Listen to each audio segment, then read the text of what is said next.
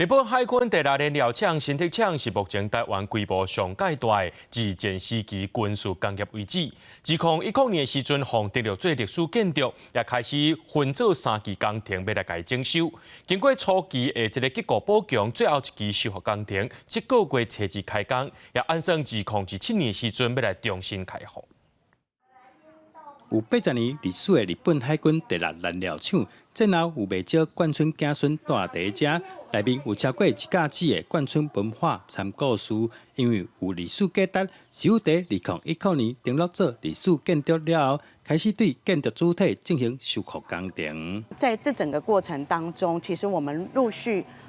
把一些隐蔽处揭露出来，所以在前置作业其实花了很多时间去做一个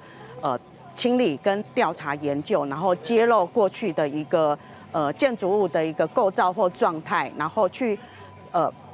辨识或者是确认它的一个保存层级。针对1公顷的日本海军第6燃料厂，经过结构补强以及景观修复，第3期是针对厂房以及环境做最后的整理，准备在2027年重新对外开放。主要就是希望把整个全区的这样的厂房能够完成相关的修复，能够未来让民众都能够走进这个有特色的一个历史空间。因为今年4月到9月，有商务业报会来到厂房大圆洞内底探检，市府表示这段时间嘛尽量减少工程，才会整修到这么久。相关的工程的进行的同时，我们也会兼具生态的保育。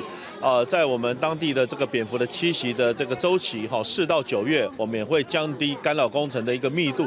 来保护相关的一个生态活动。新北市文化局表示，未来园区完工了后会重新开放，民众会当来这体验以前遗址以及眷村文化，把期待这个所在变做一个新的文化聚落。记者杜君豪，新竹报道。